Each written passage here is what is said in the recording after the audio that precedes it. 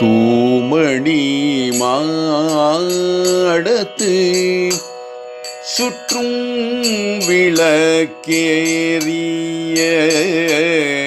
தூமணி மாடத்து சுற்றும் விளக்கேறிய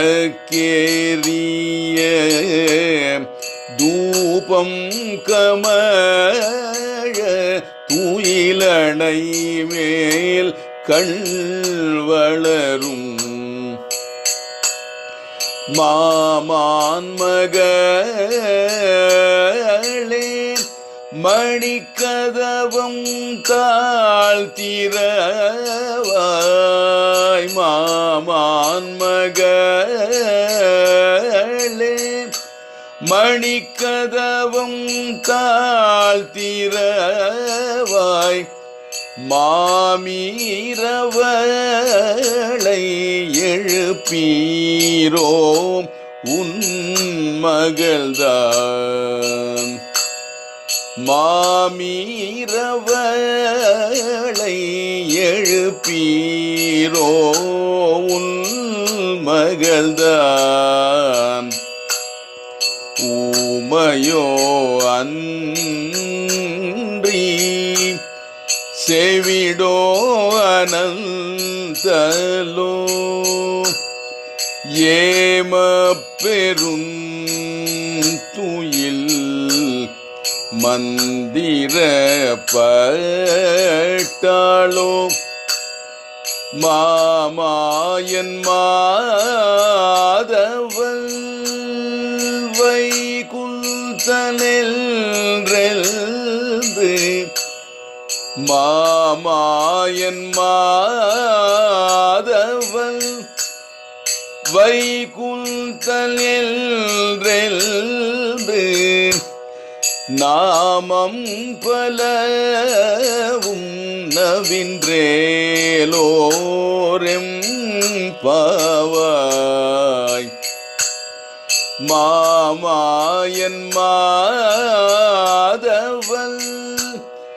வைகுந்தனெல்றெல்து நாமம் பலவும் நவின்றேலோரெம்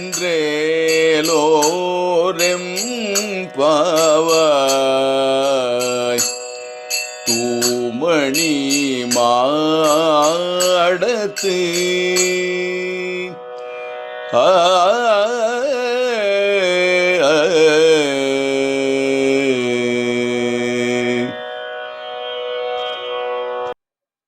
அடுத்தபடியாக 9வது பாசுரம்.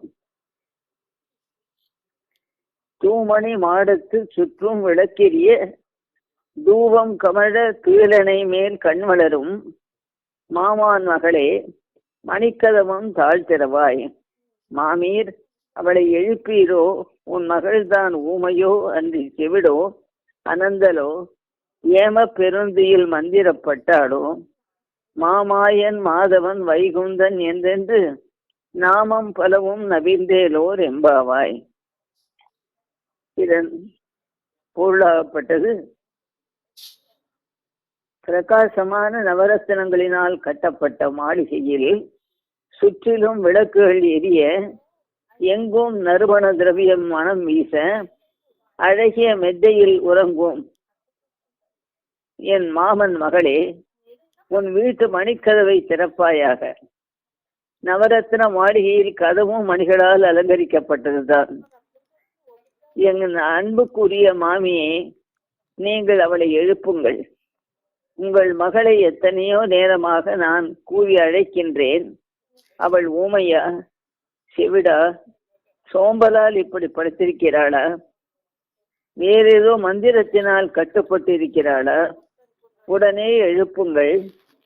மாயன்கள் செய்பவனும் மாதவன் என்ற பெயர் பெற்றவனும் ஆகிய வைகுண்டத்துக்கு அதிபதியான ஸ்ரீ நாராயணனின் திருநாமங்களை செவியில் சொல்ல எழுந்திருப்பாளாக.